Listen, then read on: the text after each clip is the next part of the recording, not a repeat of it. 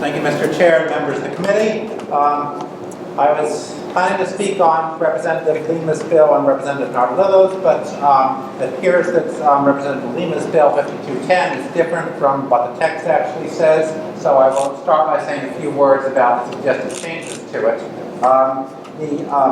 I don't think these suggested changes are workable.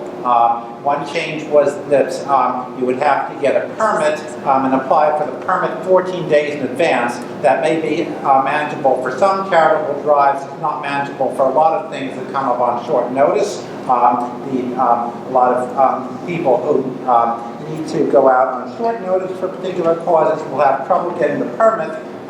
In addition to that, I think I do not see how we can expect that cities and towns would make the permit process easy to navigate for homeless people.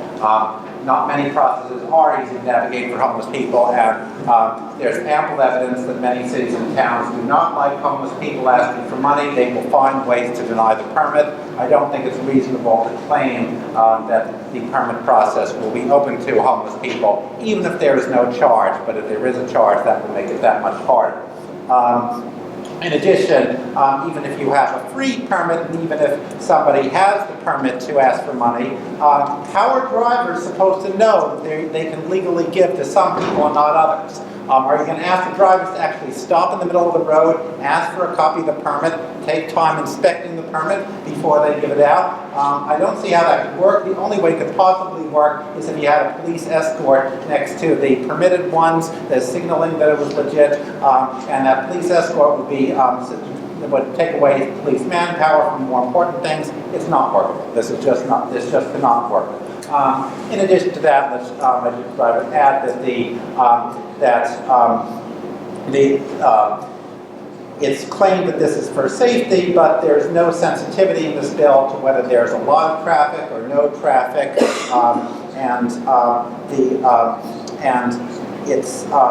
I don't see how it could be workable that the fines from this would go to the homeless. Whenever you have any kind of fine, the court system insists on taking its cut. It's not going to be an efficient way to give it to the homeless in any case. So those were the things I wanted to say about the revisions to the bill. But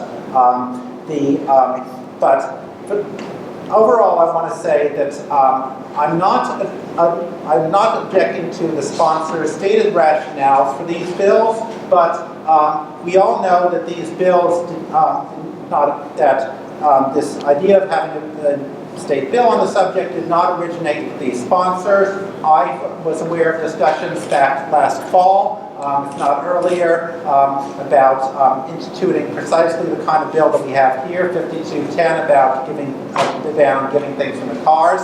And the rationale given right back then was not, this was before there was a sponsor, but the rationale given back then was not safety. It was about preventing panhandling. And this was quite public. I mean, it was well known that some people wanted to pass ordinances and state laws cutting down on panhandling, and it's well known who these people are. They're people who get big tax breaks from the state for buildings not far from here.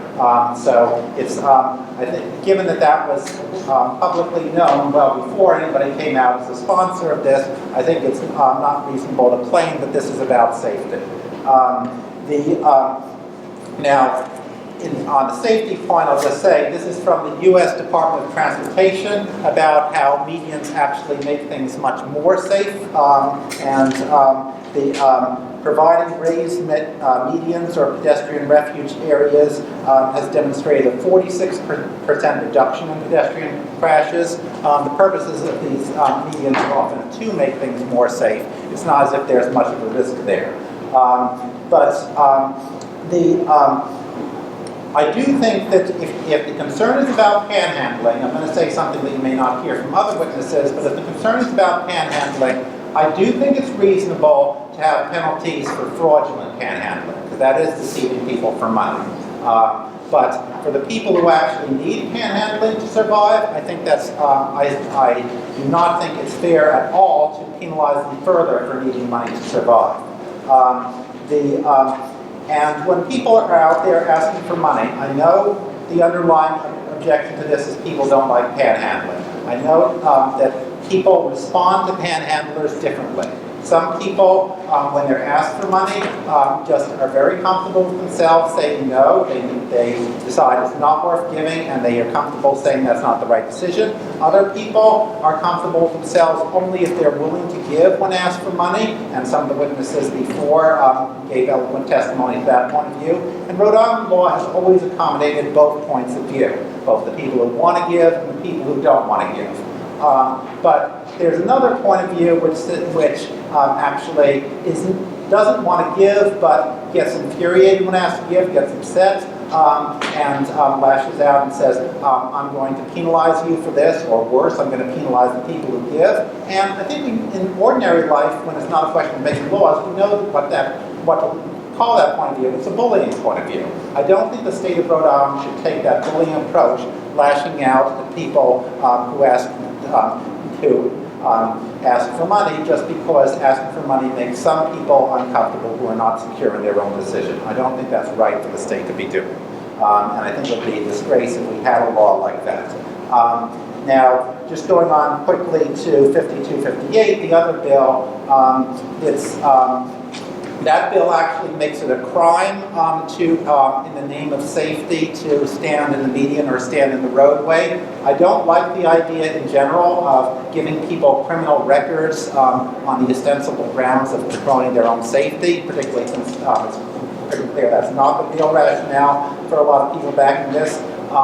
And if you look at when we fine people for safety reasons, regardless of the crime issue, we look at when we fine people for safety reasons, like take the seatbelt law.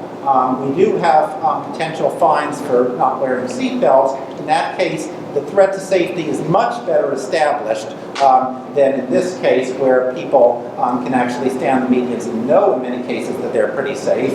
But even in the seatbelt case, where there is a rationally grounded threat to safety, we don't fine people automatically. We don't make that a primary arrestable or chargeable offense unless there's another offense involved. And so when it's really an issue of safety, we're not eager to fine people for safety. But in this case, where many people know that they can stand in the median and be safe, then we're eager to fine them. And I think that speaks again to this issue of just rashing out the homeless and trying to penalize them for something that's not their fault.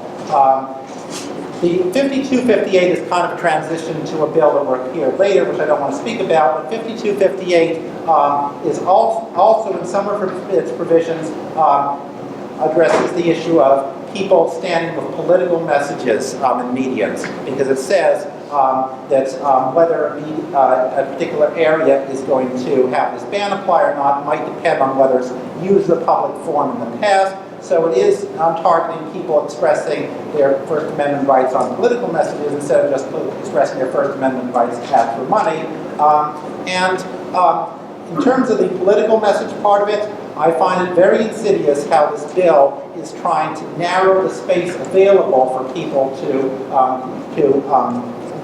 send political messages. It says if some area has not been used as a public forum in the past, that can be a reason for why it can't be used as a public forum in the future. I don't think the government should be establishing no free speech zones and saying that you can't use this area as a public forum. The default should be that you can use areas as a public forum, and this bill is charging people for standing on the road or standing in the median. Just a couple weeks ago, I was actually standing in the middle of the road for what I thought was a completely justified reason. I'd been driving home. I heard a loud bang underneath my car. I thought I'd run over something.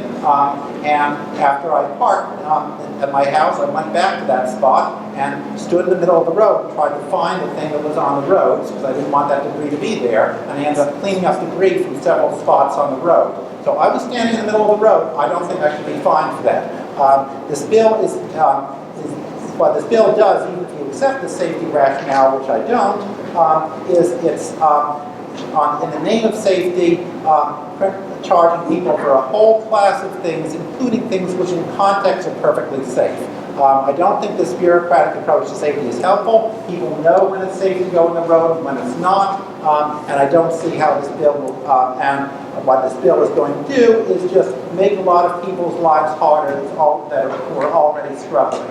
The last thing I'm going to say is that if we're concerned about the problem of homelessness or other economic problems, we ought, the first guideline in policy making is make sure you're using the right metric. What's the right metric for addressing your problems? And if you make the metric of your problems being whether there are people out there asking for money and trying to suppress the people out there asking for money, that's just an act of using the wrong metric from the get-go, and it's bound to lead to problems, to approaches that do not address the underlying issue and just have more bad side effects and make things worse overall. So it's, for all those reasons, I oppose these two bills. Thank you. Thank you, Rachel. Any questions?